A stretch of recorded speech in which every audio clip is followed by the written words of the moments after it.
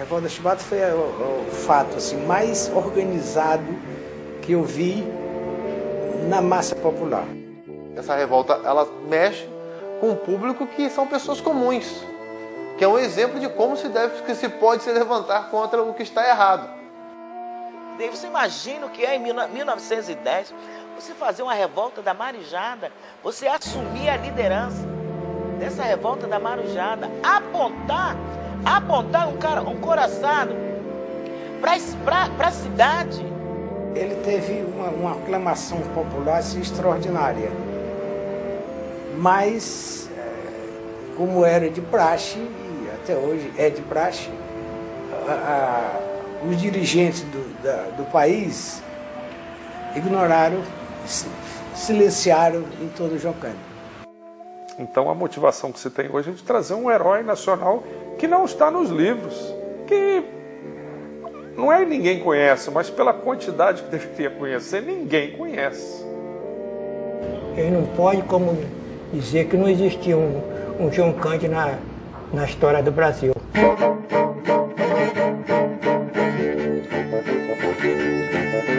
João Cândido foi o líder da revolta da Chibata, que foi a luta dos marinheiros, em sua grande maioria negros, pelo fim do Instituto da Chibata na Marinha do Brasil. E João Cândido, nesse movimento de 1910, ele também não foi o único, ele foi o que apareceu mais porque ele foi o líder. Mas tiveram vários marinheiros também de suma importância que participaram de todo o movimento. João Cândido, desde que ele entrou para a Marinha, com 13 anos, não sei se você sabe como é que até hoje tem muitos mais velhos que a gente, diz que vou mandar você para a Marinha para você se tornar homem. Ele foi por 13 anos, ele era cria da Marinha, ele adorava a Marinha. Agora, ele não aceitava tratamento desumano, degradante, que era dado à Marinha, até porque a abolição da escravatura acabou em 1888. E realmente a maioria dos marinheiros era composta de filhos de escravos, netos de escravos, a maioria inculta mesmo, não tinha educação, não tinha formação, mas eram militares. Então eles precisavam, como ser humano, do mínimo de respeito, né? Esses homens, eles não queriam somente o fim do Castilho. Havia um projeto político, isso é muito importante de ser frisado. A Marinha de Guerra fez todo um projeto de reaparelhamento naval. Comprou quase dezenas de novos navios, sendo que os mais modernos eram Minas Gerais e o São Paulo. Os marinheiros foram enviados daqui do Brasil para a Inglaterra para trazer aqueles vasos de guerra e lá tiveram contatos com os marinheiros da Marinha Inglesa, que eram marinheiros que tinham uma condição de tratamento da oficialidade inglesa e europeia de muito maior respeito. E eles ficaram chocados. Como é que os marinheiros aqui são tratados como gente e nós lá somos tratados como porcos e cachorros? Na base do chicote. E fora a comida, que era uma lavagem, né? Uma porcaria de comida, pouca e ruim, né? Se o navio precisasse de 300 peças para fazer o trabalho do navio, a Marinha colocava lá 200. Quer dizer que ultrapassava e muito, né? A energia que cada um gastasse, né? Acabou que aumentou com o excesso de trabalho, aumentou a quantidade de infrações disciplinares, aumentou, logicamente, a quantidade de castigos corporais e daí os marinheiros começaram a ficar cada vez mais irritados. Os oficiais mais reacionários da época, eles não obedeciam os regulamentos que normatizavam os castigos dentro da Marinha de Guerra. Castigos, as normas, os estatutos da Marinha estabeleciam 25 chibatadas. No início do século XX, ainda os marinheiros negros eram açoitados pela oficialidade branca, né, elite, né, representante da elite branca da Marinha. Então passaram a se conscientizar que isso não podia continuar.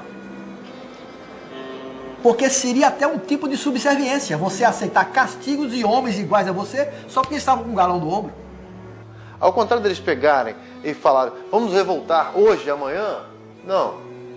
Eles demoraram aproximadamente 2 anos planejando o movimento.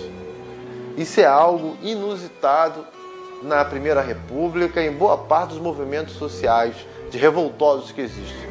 Dia 22 de novembro de 1910. Naquela data, o marinheiro Marcelino foi submetido no couvert do navio a 250 chibatadas. A gente tem a impressão que era uma simples chibata, né? Mas não era. O castigo corporal era um cabo, uma corda, né?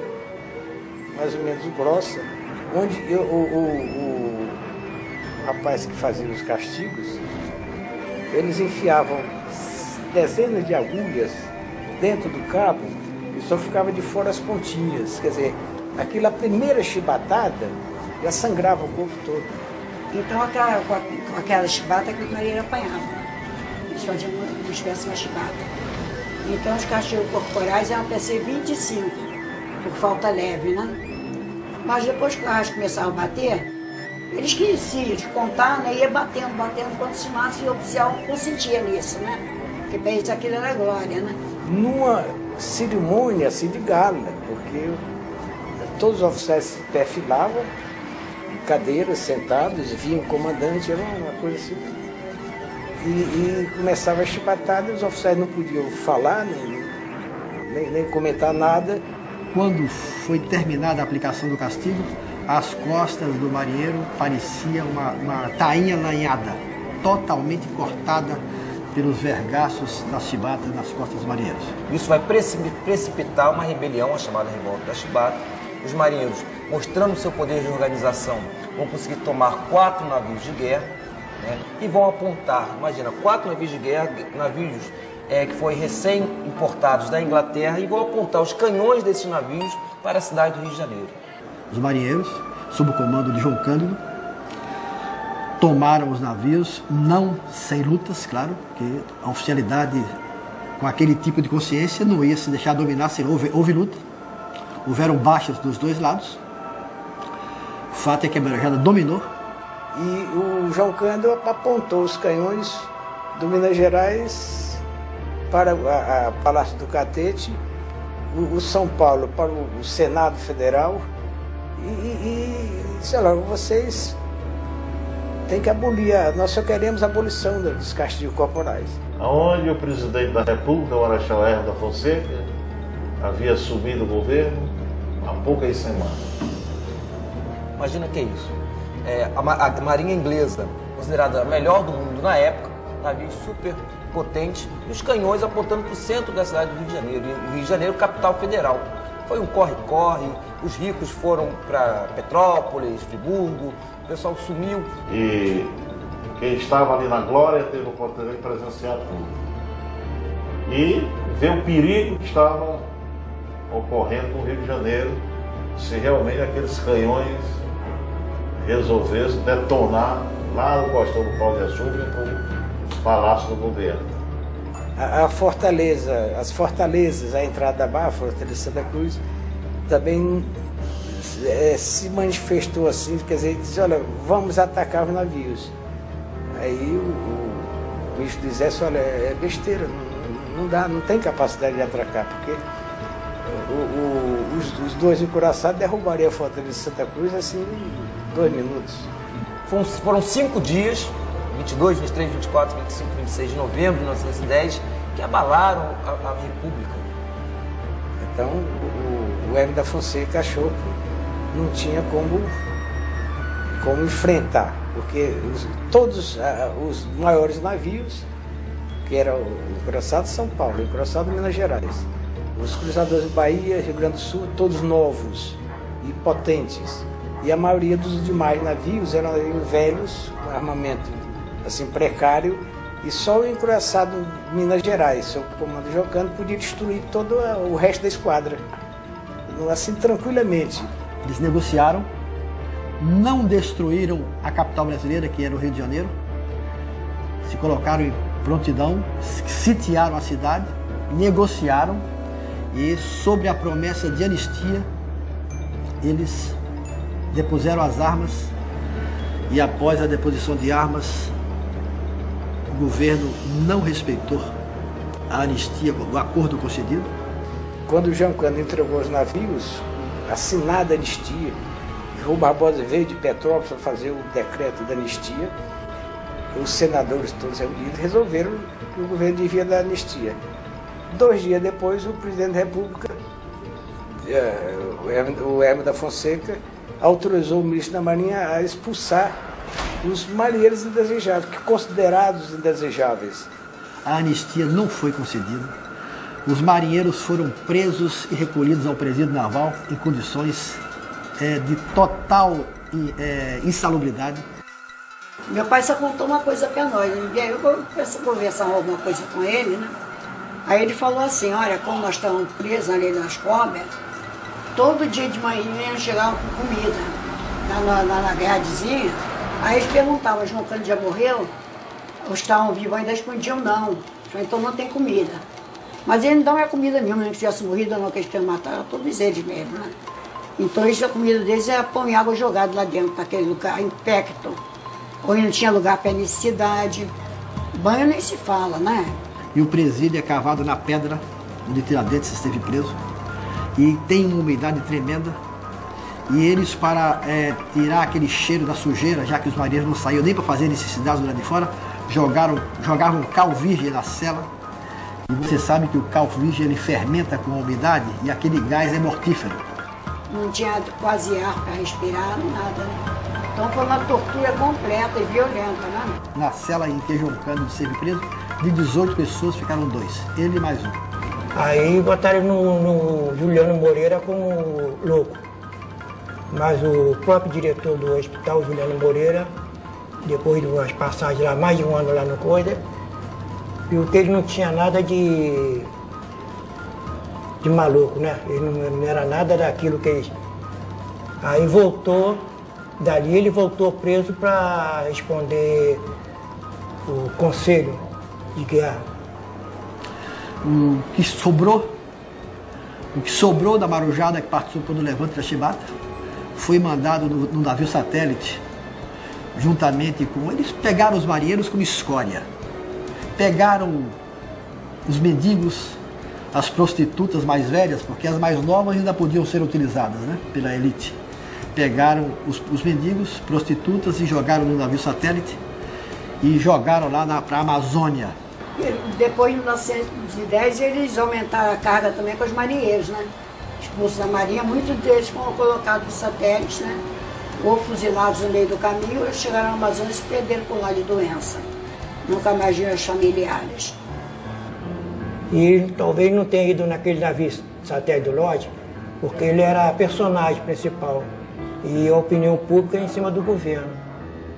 Senão ele teria ido naquele navio também, sendo fuzilado lá para a Amazônia, navio satélite do Lodge. E o João Cândido, ele, após ter sido liberado da prisão, ele ficou na mendicância praticamente, quase na indigência. João Cândido ele saiu, ele ganhou emprego no mar, na marinha mercante de pequena cabotagem, e ele foi perseguido e não pôde trabalhar. Então, além de não ser anistiado, ele não teve o direito, muitas vezes, de fazer o que ele mais gostava na vida, que era trabalhar no mar. Ele adorava o mar. Ficou a vender sardinhas e peixes, aqueles peixes miúdos que os pescadores não têm mercado para vender, ele colocava nos cestos e vendia ali para angariar a sobrevivência da sua família. Meu pai morreu com 69, nós morreu em 69, com 89 anos. Até 59 ele trabalhou na friagem, no cais, né? Mas graças a Deus, Deus preservou a vida dele. Deus preservou a vida dele até 89 anos. Uma pessoa como João Cândido, que passou por essas tremendas humilhações, né? Ver seus companheiros serem mortos, porque ele foi de uma resistência tremenda, né? Outros não resistiram, que ele resistiu, anos de prisão, ir para a Ilha das Cobras, né? Não ter alimentação, não ter nada, nu, humilhado, e ele não cedeu. Um dos grandes ensinamentos de João Cândido é lutar contra qualquer tipo de injustiça que possa haver sobre a pessoa ou sobre seus amigos, seus companheiros, sua comunidade. né, a sua associação. É importante a organização, a união e a montagem de projetos sólidos para que haja uma melhor vida para todos aqueles que participaram do movimento. Eu tive o poder na organização da conspiração e tive o poder determinado pelos comitês para assumir a direção da Revolução com todos os poderes.